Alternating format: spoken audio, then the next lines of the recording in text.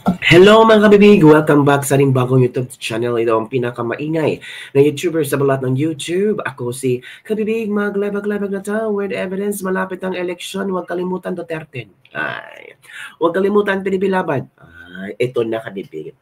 Speaking of Claire Castro mga kabibig, pinaparesign na ni Sal Panelo itong si Claire Castro. Sabi ng mga netizen, the more bababa, lagapak, babagsak ang trust rating and satisfaction rating ni BBM kung magpapatuloy si Claire Castro sa kanyang trabaho. At alam nyo ba, itong si Claire Castro hindi pala naintindihan ang sinabi ni VP Sara tungkol sa garbage in, garbage out. Akala niya ang issue sa prime water, naku po. Kaya tawang-tawa si VP Sara kay Claire Castro. Ito kabibig ha, ito yung pinasabi ni Sal Panelo hinggil kay Claire Castro mga kabibig na dapat na siyang mag-resign. Kasi parang hindi na yata kaya or parang mas lalong naguguluhan ang mga tao sa administrasyon ni BBM kung palaging si Claire Castro ang magbibigay impormasyon, sasagot sa mga latest issue sa gobyerno. Hindi niya alam yung mga achievement ni BBM. Palaging tinitira ang mga Duterte. Bakit kaya tinitira niya ang mga Duterte? No? Baka once in her life, naging pro-Duterte din siya at nasaktan siya. Bakit siya nasaktan? Baka hindi nabigyan ng posisyon. Ay, hindi natin alam mo. Basta, sabi ng ibang netizen, kailangan na talagang bumaba si Claire Castro kasi baka mag-negative 1 ang trust rating at satisfaction rating ni BBM. So ito na si Sal Panelo sa statement niya para kay Claire Castro. Sal Panelo, butihan mo ha. Baka magalit si si Claire Castro. Ito na kabibig. Makinig tayo. Nung siya ay tinanong ng reporter para ipaliwanag niya for you is to resign. Magbitiw ka na lang para hindi naman madamay yung boss mo. Kaya, ang problema, nung siya ay tinanong ng reporter para ipaliwanag niya, kasi na-booking na nga mali naman yung sinasabi niyo, ma'am. Sabi ng reporter, parang-klaro naman yung Sonny speech na the president, former president, was only saying that it could reduce by 7 pesos the price of rice. Ano sagot? Aba, hindi daw. Maaaring sagutin niya yung tanong na yun kasi personal opinion niya raw yun. At hindi niya raw ginawa sa briefing, kundi sa kanyang vlog. Jesus Mariosep naman. Ano ba yan? Magkakalat ka ng kasinungalingan sa labas ng briefing. Tapos pag tinatanong ka sa briefing kung tama o mali yung ginawa mo, itinatanggi mo, nag-a-avoid ka, umiiwas ka. Hindi ka karapat-dapat na tagapagsalita. Dahil pag ikaw'y tagapagsalita ng palasyo, ano man ang sasabihin mo, yan ay manggagaling doon sa principal mo. Correct. Hindi ka maaaring magsalita na labag sa kanyang patakaran. Correct. At kontra sa interes ng patakaran na inihahayag ng presidente. Tama naman. Kasi nagpa-press con ka, it means kung ano ang sinasabi, kung ano ang sagot ng Pangulo ng Pilipinas tungkol sa mga issue, hindi yung sagot ni Claire Castro kasi hindi naman Pangulo si Claire Castro.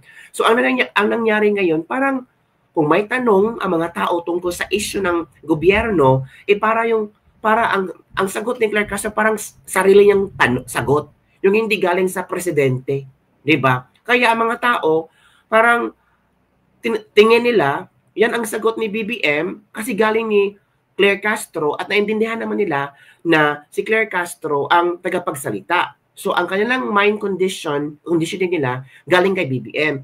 Ang mali ngayon ay galing lang pala yon kay Claire Castro. Lahat ng mga sagot ay galing kay Claire Castro. Of course, mababa talaga, 'di ba? At sabihin ng iba, ay ganun pala sumagot ang presidente, no? Ay ganun pala ka-nonsense ang sagot ng presidente, no? Hala, parang walang logic ang mga sagot ng presidente. Galing yung kay Claire Castro, ha? So it means galing din yan sa presidente. O, diba? Kaya dapat maging maingat ka. Ngayon, kung hindi mo kayang gawin, maging matapat sa iyong tungkulin, na magpahayag ng mga katotohanan at puro kasinungalingan ang kinakalat mo, the best way for you is to resign. Mag-video ka na lang para hindi naman madamay yung boss mo at bagsak na ang kanyang trust and approval rating. Agoy. Yun mga bibig, yun ang advice ni Sal Panelo kay Claire Castro. Dito kasi nag-ugat yan.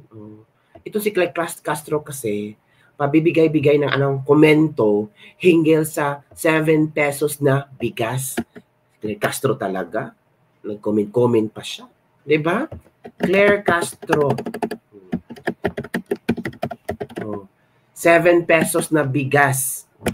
Tapos misinterpretation pala ang kanyang pagsalita. 'Di ba? Mali pala yung pandinig niya. Pero grabe naman, no?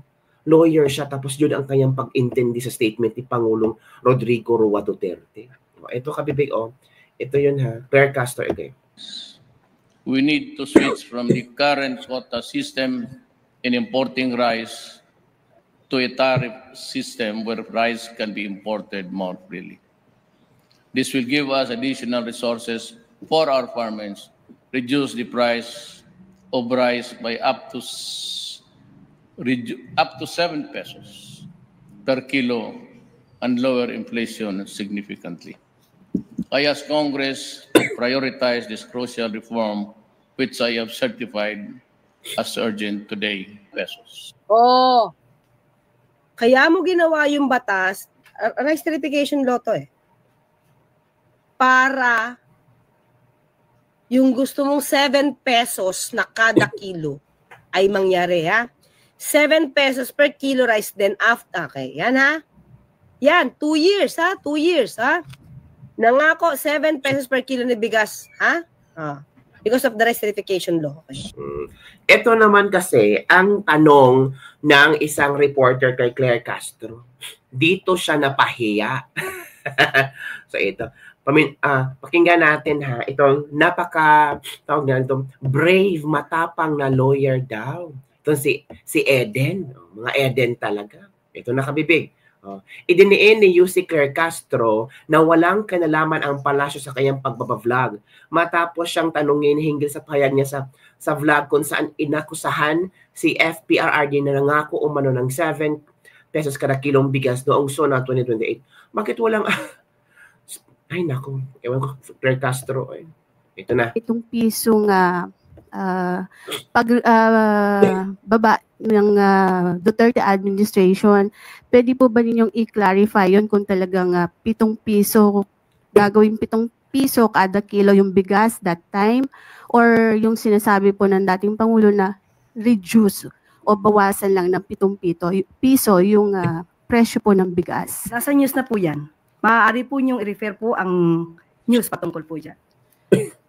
So, malinaw po na reduce po yung nabanggit. Pero kayo sabi ninyo sa inyong vlog po ba yun, whatever, yung 7 piso, sabi niyo pangako 7 piso. At, parang... Yun ang problema. Spokesperson ka ni BBM, nagva-vlog ka pa rin. So natural, papanoorin ka ng mga tao. Tapos careful ka pag mag-vlog ka. Kasi kung anong sasabihin mo, pwede yang itanong once magkaroon ka ng press con. Hindi naman ibig sabihin, pag magva-vlog ka na, mawawala na yung pagka-spokesperson mo. Dala-dala mo yan. Buti sana kung merong, okay, ngayong araw mag-spokesperson ako, o bukas mag-resign muna ako ha, kasi magva-vlog ako. Hindi naman pwedeng ganun. Dala-dala mo na yung titulo mo, na spokesperson ka ni BBM. So natural, pupuntahan ka talaga ng mga tao, ng mga bashers, at makikinig sila at hahanapan ka ng mali. Ikaw pa, nagbigay ka ng maling impormasyon. Natural, tatanungin ka. Oo, sabihin natin, iba yung vlog ko, iba yung pagiging spokesperson ko. Oo nga, iba yung vlog mo. Pero dapat, sa vlog mo, dapat consistent ka, dapat careful ka, knowledgeable ka sa mga sinasabi mo. Because it will also give a reflection sa pagiging pagka-spokesperson mo. Sort of ganun. Hindi po yata yun nabanggit sa press briefing. Opo, Hindi man ibig sabihin na hindi nabanggit sa press briefing, ay hindi mo sasagutin. Don't tell me scripted itong press briefing nyo. Diba? So scripted yung mga sinasagot mo dyan.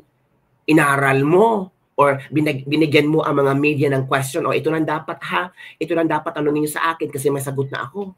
Diba? So it means scripted pala lahat ng mga katanungan dyan. Buti lang itong si Eden talagang, of course, tanong niya ng mga tao. As a reporter, tanungin mo din.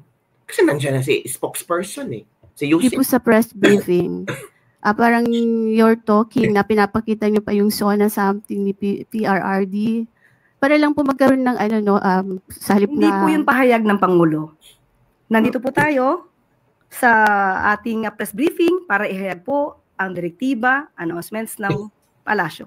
Hindi po patungkol sa aking pag-vlog. Hindi ba nabanggit ko lang po yung vlog, Yusek, para lang po hindi malito. And then, pasensya na po, hindi po ako makakasagot ng anumang sinabi ko outside from this press briefing. Kung ano man ang aking naging opinion personal, pag-usapan natin sa labas at hindi dito po. Kasi po parang makaka-apekto rin po dun sa mga ng Pangulo na medyo iba yung nababanggit. Ms. Eden, kung ano po ang inyong pakay patungkol po dito. Inuulit ko po, ang aking pag-vlog ay wala pong kinalaman ang palasyo, ang Pangulo, at ang gobyerno. Pero dapat clear ka. Clear ka kung ano ang i-focus mo sa trabaho mo.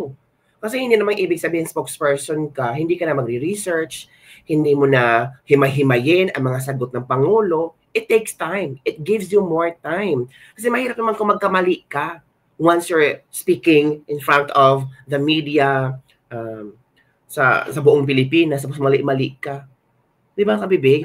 Eto na nga ang sagot ni Sal Panelo hinggil dito. Nako, yari itong si Claire Castro. Di ba? Ito na. Claire Castro. Sabi pa ni VP Sara, magpinsan talaga sila. Ito na. Nangako raw ang dating Pangulong Administrasyon o dating administrasyon na gagawing 7 pesos ang kada kilo po ng bigas. Totoo nga ba ito? Alamin natin ang naging sagot ng dating gabinete ni President Duterte sa report na ito ni Verhil Parba. Maraming pangako si Pangulong Ferdinand Bongbong Marcos Jr. noong ito'y tumatakbo pa lamang sa pagkapangulo. Isa na rito ang kontrobersyal na 20 pesos kada kilo na bigas. Makalipas ang 3 taong panunungkulan, heto at ipinatupad nga nila ang subsidized na 20 pesos kada kilo na bigas sa Visayas. Ngunit nagtagal lamang ito ng isang araw dahil saad ng COMELEC, gawin na lang daw ito pagkatapos ng halalan. Pero naging sentro ito ng batiko sa publiko dahil bakit daw itinaon ni Marcos Jr. sa halalan at bakit nakadikit pa ang kanyang mukha at pangalan. Dahil dito'y ipinagtanggol ito ni Palace Press Officer at Undersecretary Claire Castro ng Presidential Communications Office. Sa kanyang pahayag ay may banat ito sa dating administrasyong Duterte. Sabi niya, bakit tahimik daw ang mga kakampi ni Duterte matapos itong mangako na gagawing 7 pesos ang kada kilo ng bigas, habang natupad naman daw ni Marcos Jr. ang pangakong 20 peso na kada kilo ng bigas. Dahil dito, bumuelta ang isa sa gabinete ni nooy Pangulong Rodrigo Duterte hinggil sa mga pahayag ngayon na ipinalalabas ni Castro. Ayon kay dating Chief Presidential Legal Counsel Attorney Salvador Panelo, si Castro raw mismo na taga Malacanang ang nagpapalaganap ng fake news sa kanyang mga binibitawang pahayag bilang tagapagsalita ng palasyo. Nilinaw ni Panelo na ang tinutukoy ni dating Pangulong Duterte noon ay mababawasan ng 7 pesos ang kada kilo ng bigas sa pamamagitan ng rice tarification law. Ang purpose nun, pababain ang presyo ng bigas. At sabi niya, pag yan naging successful, maaaring bumaba ang presyo by 7 pesos. I-reduce. Kung baga, yung pagbili ng bigas noong panahon ng Presidente Duterte ay 37 pesos. Because of the tarification law, ang goal nila, pag na-implement yun, babagsak ang presyo by 7 pesos. I-reduce. Hindi yung gagawin mong 7 pesos per kilo. Yung palay lang 15 piso yan, 14 na piso ang isang kilo. Paano mo gagawin 7 pesos? Dagdag pa ni Panelo, lalo raw bumabagsak si Marcos Jr. dahil sa mga tulad ni Castro na nagpapalaganap ng kasinungalingan. True. This information mismo nang gagaling dyan sa Office of the President. Correct. Sa pamamagitan ni Correct. Aling Clara o Aling Clara. Ikaw ang nagbibigay ng dahilan kung bakit bumabagsak ang Pangulong Marcos Jr. Nagbibigay ka ng mga impormasyon na mali, kasinungalingan. Bilang paglilinaw, tinanong ng isang reporter si Castro kung talaga nga bang sinabi ni dating Pangulong Duterte na gagawin itong 7 piso ang kada kilo ng bigas. Pero si Castro tumangging sumagot. Anya, personal daw niya ito na pahayag at wala raw siya sa palasyo noong sinabi niya ito. Dahil dito, sinabi ni Panelo na dapat magbitiw na lang ito at umalis sa Malacanang dahil isa si Castro sa nagpapabagsak sa Marcos Jr. admin. Binigyang din ni Panelo na dahil sa papel na ginagampanan, ang mga pahayag ni Castro ay pahayag din ng palasyo. Tinamaan ng magaling. Ano bang klaseng tagapagsalita yan? Pag ikaw ay tagapagsalita, ano man ang sabihin mo sa loob at labas ng Malacanang, yan ay galing sa Malacanang. Hindi ko pwede yung may sasabihin kang kasinungalingan tapos itatanggi mo sa loob ng briefing. Aling Clara, buti pa, umalis ka na lang dyan kasi sinisira mo ang Pangulong Marcos Jr. Ikaw ang unang sa mga marami pang dahilan na nakapagbagsak ng rating ng boss mo. Para sa Diyos at sa Pilipinas kung mahal, ito si Virgil Parba. Yun nangyari, Kabibig. Yun ang problema. Tama din ang mga sinasabi ni Sal Panelo sa labas or sa loob. Personal work mo man or spokesperson ka or briefing ka, dala-dala mo ang pangalan ni Pangulong Bongbong Marcos. Kaya ingat-ingat siya. Magva-vlog siya, ingat-ingat siya. Dapat careful siya sa mga binibitawang salita, sa mga research niya, sa mga komento niya. Kasi kahit sabihin niya, oh, vlog ko to ha, hindi ako nag-spokesperson dito or usik ako ha. Hindi. Kasi ang pananaw ng mga tao, ikaw yun, usik ka. Dapat alam mo ang katotohanan. So yun, Kabibig, ang ating Liris Lebag-Lebag for today. Grabe si Sal Panelo, no? Aling Claring. Banat kung banat. Which is, tama lamang kasi naging kabinete itong si Sal Panelo, mga Kabibig. Tamang asal, tamang reaksyon, at tamang behavior. Asal, behavior, pa rin. Kasi may posisyon ka sa gobyerno. Hindi lang putya-putya na posisyon, kundi mataas na posisyon na ikaw ang taga-pagsalita sa kung ano ang isasagot ng ating Pangulo sa mga issues sa Pilipinas. So yun lang, Kabibig, ang ating latest Lebag-Lebag for the day. Don't forget to like, subscribe, and share this video. Bye everyone. See you next time.